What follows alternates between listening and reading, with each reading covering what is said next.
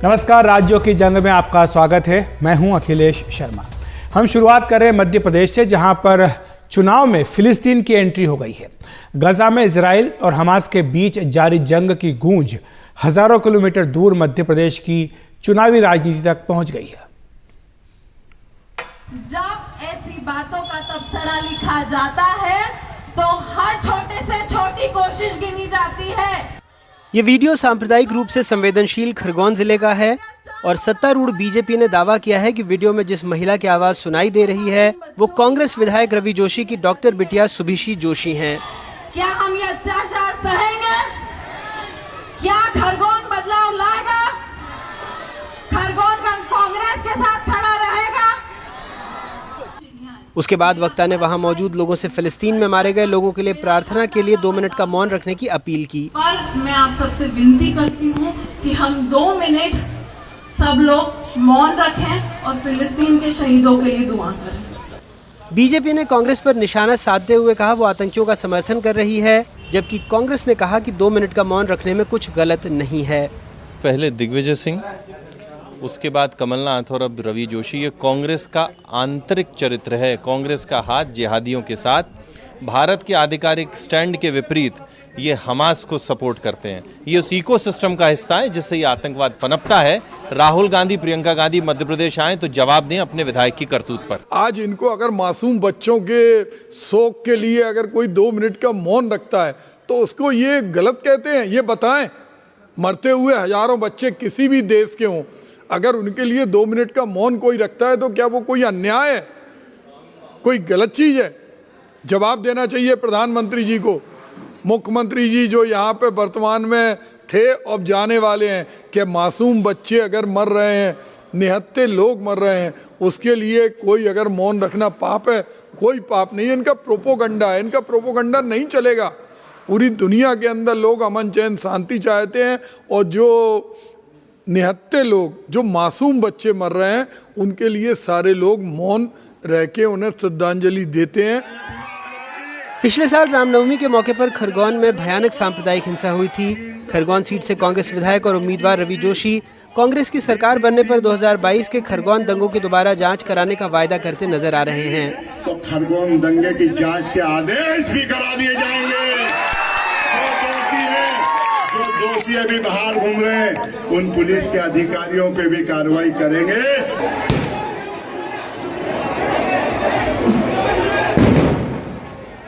10 अप्रैल 2022 को खरगोन शहर में रामनवमी जुलूस पर हमले के बाद हुई सांप्रदायिक हिंसा में एक मुस्लिम युवक इब्रिश की मौत हो गई और पुलिस सहित 3 दर्जन लोग घायल हो गए थे। अप्रैल 2022 खरगोन सांप्रदायिक हिंसा के सिलसिले में अब तक लगभग 300 लोगों को गिरफ्तार किया गया है। हिंसा की वजह से खरगोन में लगभग 25 दिनों तक कर्फ्यू लगा रहा था। खरगोन से मौजूदा विधायक कांग्रेस के रवि जोशी हैं। उनके सामने 2018-2013 में विधायक रहे और 2018 में उनसे हार गए पूर्व मंत्री बालकृष्ण पाटीदार खड़े हैं। वैसे 1 साल पहले खरगोन में दंगे हुए थे, उस वक्त मलहम लगाने कोई नहीं आया। इसे आप चुनावी मलहम समझ सकते हैं। भोपाल से अपने सहयोगी अमृतांशी जोशी, इजहार खान और कैमरा पर्सन रिजवान के साथ अनुराग द्वारी, NDTV इंडिया। इन विधानसभा चुनाव की खास बात यह कि सभी राजनीतिक दल महिला मतदाताओं पर खास तौर से फोकस कर रहे हैं। जहां उनके लिए विशेष योजनाएं चलाई गई हैं, वहीं उन्हें अपने पाले में लाने के लिए कई लोक लुभावन वादे भी किए जा रहे हैं। इसके पीछे कारण है मतदान में उनकी बढ़ चढ़कर हिस्सेदारी। तो यही कारण है कि जिसके चलते एक के बाद एक कई राज्यों में इस तरह के ऐलान किए गए हैं। हमारे सहयोगी मनोरंजन भारती हमारे साथ जुड़ गए हैं। मनोरंजन, ये बात बिल्कुल साफ तौर पर दिख रही है कि राजस्थान जैसे वहाँ पर तो महिलाओं की जो संख्या है मतदाताओं की, वो पुरुषों से भी कहीं अधिक है। और अगर आंकड़े भी हम देखें तो लगातार पिछले कुछ चुनाव में महिला मतदाताओं की संख्या में अच्छा खासा इजाफा हो रहा है। क्या यही कारण है जिसके चलते सभी पार्टियां खास तौर से महिला मतदाताओं पर ध्यान दे रही है? जी हाँ, आपने सही कहा। यदि आपने राजस्थान की बात करें तो आपको बता दूं कि जो 2008 और 2003 के आंकड़े लें, 64 और 65% होता था महिलाओं का मतदान, वो जो 2013 और 2018 में 75 और 74% हो गया है। और महिलाओं की भागीदारी बढ़ी है, जो है करीब 100 में से आप कह सकते हैं कि 47 महिलाओं ने 2013 में और करीब 40 महिलाओं ने 2018 में वोट डाले हैं। यही बात मध्य प्रदेश की करें तो यदि 2008 के मुकाबले 2018 की बात करें तो करीब 9% से भी अधिक जो है महिला मतदाताओं की भागीदारी बढ़ी है। और यदि छत्तीसगढ़ की बात करूं तो वहां पे छत्तीसगढ़ में तो महिला मतदाता ज़्यादा हैं पुरुष से। यही वजह है कि आप देखते होंगे मध्य प्रदेश में लाडली कन्या, लाडली बहना योजना, फिर या कांग्रेस ने गैस सिलेंडर 500 रुपये में देने की बात की है, राजस्थान में मोबाइल फ़ोन देने की बात की है, छत्तीसगढ़ में पशुधन या कहे गोबर खरीदने की जो कार्यक्रम सरकार ने चलाया, ये सब महिलाओं को लेकर के सेंट्रिक है और यही चीज़ जो है सेंट्रल गवर्नमेंट भी कर रही है। तो अब आने वाले दिनों में देखेंगे आपको कि ये जो साइलेंट वोटर था, जिसकी उतनी चर्चा नहीं होती थी, जिसके बारे में कहा जाता था कि घर में जो तय हो जाएगा वही जो है महिला जा कर के वोट कर देगी, अब वो स्थिति नहीं है। महिलाएं अपने सूझबूझ से वोटिंग कर रही हैं और यही इसकी जानकारी पॉलिटिकल पार्टीज को लग गई है और यही वजह है कि वो चुनाव में, हर चुनाव से पहले महिलाओं को लुभाने के लिए विशेष रूप से जो है कार्यक्रम लाती हैं, प्रोग्राम्स लाती हैं और अपने जो है घोषणा पत्र में उनके लिए वादे कर रही है। अखिलेश जी, शुक्रिया आपका मनोरंजन इस तमाम जानकारी के लिए। उधर कांग्रेस में राजस्थान के उम्मीदवारों का इंतजार अब भी बना हुआ है। पार्टी को 105 उम्मीदवार अभी घोषित करने हैं। दोपहर में कहा गया था कि कांग्रेस की ओर से एक प्रेस कॉन्फ्रेंस होगी जिसमें सूचना ये आई थी कि सूची जारी कर दी जाएगी, लेकिन उसे टाल दिया गया। चुनाव समिति की बैठक भी हुई है जिसमें उम्मीदवारों के नामों पर चर्चा हुई है। दरअसल कांग्रेस आलाकमान को आंखें दिखाने वाले शांति धारीवाल और महेश जोशी को लेकर सस्पेंस बना हुआ है। हमारे सहयोगी राजीव रंजन हमारे साथ जुड़ गए हैं। राजीव, अब ये जानकारी आ रही है कि किसी भी वक्त कांग्रेस पार्टी की सूची जारी कर दी जाएगी, लेकिन चैलेंजेस काफ़ी हैं क्योंकि जो नाम हमने लिए हैं शांति धारीवाल के, महेश जोशी के, इन्हें टिकट दिया जाए या न दिया जाए, इसको लेकर के असमंजस अब भी बना हुआ है। बिल्कुल, कांग्रेस ने अभी जो सीट चौथी लिस्ट जारी की है उसके मुताबिक 56 उम्मीदवारों के नाम जो है पर अंतिम मुहर लग चुकी है। अब कांग्रेस के सामने 59 उम्मीदवार जो हैं उनके नामों पर अंतिम मुहर लगनी है। जो जानकारी मिल पा रही है कि अब जो चुनाव जो समिति की जो बैठक होने वाली थी उन पर सारे नामों पर चर्चा हुई है। जो 3 नाम बता रहे हैं उनमें से एक नाम के बारे में बताया जा रहा है जो शांति धारीवाल है, संभवतः उनके बेटे को वहाँ से टिकट मिलेगी। बाकी इन दोनों के बारे में चर्चा तो हुई है, लेकिन अब देखने वाली बात यह है कि जो पहले जो कहा यह जा रहा था कि कुछ विधायकों को टिकट कटने की बात थी, क्योंकि राजस्थान में कांग्रेस ने 3 सर्वे किए थे और जो पहला जो सर्वे किया गया था उसके मुताबिक एंटी इनकम्बेंसी फैक्टर को आप कम करना चाहते हो तो उसकी ज़रूरी है कि कुछ विधायकों को टिकट काटे। लेकिन जो गहलोत खेमा था वो कह रहे हैं कि अगर आप विधायकों का टिकट काटते हैं तो कहीं ऐसा ना हो कि वो विधायक जो निर्दलीय चुनाव लड़ जाए तो इससे पार्टी को खासा नुकसान हो सकता है। तो इस कारण सबको एकोमोडेट करने की बात कही गई, सबको साथ लेकर चलने की बात कही गई और यही वजह है कि जो टिकट कटने की बात थी वो बहुत ज़्यादा नहीं कटा है। हालांकि कुछ विधायकों के जरूर टिकट कटने की बात है और कांग्रेस का ये कहना है कि 1-2 राजीव आपको रोकेंगे क्योंकि जो जानकारी आप दे रहे हैं 56 उम्मीदवारों की कांग्रेस पार्टी की सूची जारी कर दी गई है। तो ये 56 नाम हैं जिनकी फहरिस्त अब से कुछ देर पहले ही कांग्रेस पार्टी की ओर से जारी की गई है। इसमें कई प्रमुख सीटों पर जैसे कि उदयपुर है, वहाँ से गौरव वल्लभ को टिकट दिया गया है। इसके साथ ही अन्य सीटें जो हैं बारी सदरी है, वहाँ से बद्रीलाल जाट को टिकट दिया गया है। बूंदी से हरमोहन शर्मा जी को उतारा गया है। सांगोद से भानु प्रताप सिंह जी को उतारा गया है। छबड़ा से करण सिंह राठौड़ को टिकट दिया गया है। मनोहर थाना से नेमीचंद मीना को टिकट दिया गया है। तो ये 56 उम्मीदवारों की सूची कांग्रेस पार्टी की जारी हो गई है। हालांकि अब भी करीब 40 नाम ऐसे हैं, 40 से 45 नाम जिनकी घोषणा होनी बाकी है, लेकिन फिलहाल ये 56 उम्मीदवारों की सूची कांग्रेस पार्टी की ओर से आई है। और इसमें किशनगढ़ से विकास चौधरी को टिकट दिया गया है।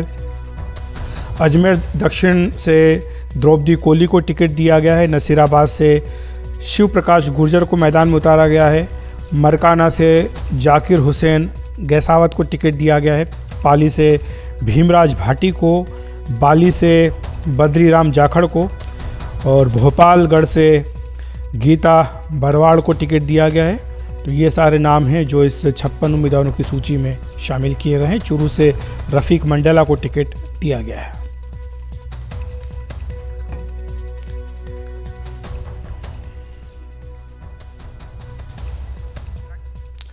वहीं बीजेपी में भी अभी 76 उम्मीदवारों के नामों का ऐलान होना बाकी है। आज दिल्ली में बीजेपी के कोर ग्रुप की बैठक में बाकी नामों पर माथापच्ची हुई और अब से कुछ देर बाद एक बार फिर से बीजेपी अध्यक्ष जेपी नड्डा के घर पर पार्टी के कोर ग्रुप की बैठक होगी। आपको बता दें कि 66 सीटें इनमें ऐसी हैं जहां बीजेपी पिछले विधानसभा चुनाव में हार गई थी, इसलिए पार्टी एक एक सीट पर फूंक फूंक कर कदम उठा रही है। अभी हवा महल, दौसा, टोंक, खिवसर, जोधपुर, सरदारपुरा, जैसलमेर जैसी सीटों पर बीजेपी के उम्मीदवारों का ऐलान होना बाकी है। और राजस्थान की बात करें तो यहां पर पूर्व उप मुख्यमंत्री सचिन पायलट ने आज टोंक विधानसभा चुनाव के लिए अपना पर्चा दाखिल कर दिया है। पर्चा भरने से पहले उन्होंने रोड शो भी किया, साथ ही मनसा पूर्ण महादेव मंदिर में जाकर पूजा भी की है। पर्चा भरने से पहले पायलट ने कहा कि मुझे कहा गया कि सभी को माफ करो और आगे बढ़ो, मैं इसी लाइन पर आगे बढ़ रहा हूं। पायलट ने यह भी कहा कि हमारा ना कोई मतभेद है, ना मनभेद है और ना ही कोई गुट है।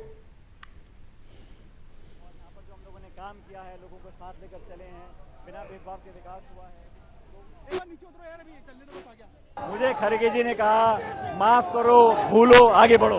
मैं उस लाइन पर चल रहा हूँ। माफ करो जी कहा किसी ने, भूल जाओ, आगे की तरफ देखो। और मैं तो अपने शब्दों के लिए जिम्मेदार हूँ, कोई और क्या बोलता है ये बहुत महत्वपूर्ण नहीं है। हमें तो पार्टी को जिताना है, सरकार बनानी है, ताकि 2024 में इंडिया की सरकार बने, कांग्रेस की सरकार बने और बीजेपी को चुनाव हरा पाए। चेहरा पार्टी का कोई ऐसा घोषित होता नहीं कभी भी। हम मिलकर चुनाव लड़ेंगे, बहुमत आने के बाद जो विधायक चाहेंगे, जिसको नेतृत्व जिम्मेदारी देगा, वो सरकार का नेतृत्व करेगा।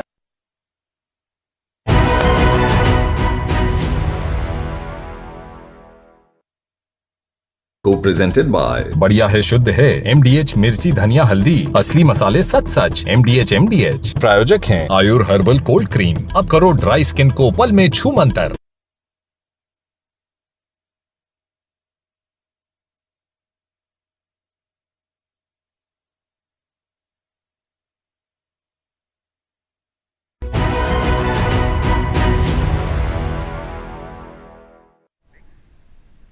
मध्य प्रदेश के मुख्यमंत्री शिवराज सिंह चौहान ने कमलनाथ और दिग्विजय सिंह पर एक बार फिर निशाना साधा है।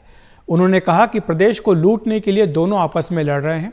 शिवराज ने कहा कि पहले की कांग्रेस सरकार ने भी यही काम किया। जय और वीरू झगड़ रहे हैं आपस में और ये लड़ रहे हैं लूट के माल के लिए। जय और वीरू तो लूटते ही थे, तो इनका झगड़ा है लूट के माल के लिए। पहले भी 2003 तक मिस्टर बंटा ढार ने पूरे प्रदेश को लूटा, तबाह और बर्बाद कर दिया।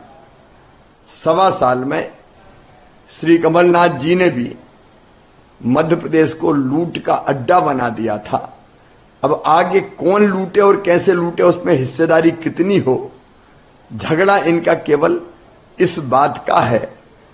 और दिल्ली भी अब पता नहीं किन मुद्दों पर इनसे चर्चा कर रही, लेकिन असली झगड़ा तो यही है। क्या दिल्ली भी इसमें शामिल है? इस बीच विधानसभा चुनाव के बीच दल बदल का दौर भी जारी है। सीहोर से बीजेपी नेता जयपाल सिंह अपने सैकड़ों कार्यकर्ताओं के साथ कांग्रेस में शामिल हो गए। प्रदेश कांग्रेस अध्यक्ष कमलनाथ और भंवर जितेंद्र सिंह ने सभी को कांग्रेस में शामिल करवाया। इस दौरान कमलनाथ ने तमाम मुद्दों पर अपनी बात रखी। उन्होंने कहा कि लोग सच्चाई का साथ देने के लिए कांग्रेस के साथ आ रहे हैं।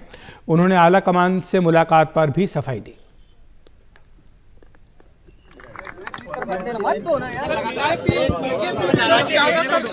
बहुत सारे बीजेपी के लोग शामिल हो रहे हैं, वो सब सच्चाई का साथ दे रहे हैं। उनको मध्य प्रदेश की मतदाताओं की भावना समझ आ रही है और इसीलिए वो चाहते हैं वो कांग्रेस में ज्वाइन करें।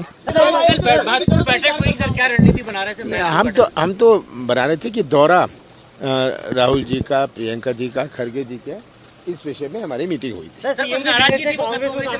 नाराजगी की तो बात ही नहीं थी, ये तो दौरों की बात थी।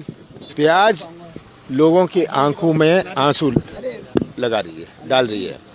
ये प्याज की महंगाई तो एक महंगाई है, कौन सी महंगाई नहीं है। महंगाई से हमारे मध्य प्रदेश की जनता भुगती है पिछले सालों में, और अब प्याज की महंगाई शुरू हो गई। तो राज्यों की जंग में आज इतना ही। नमस्कार।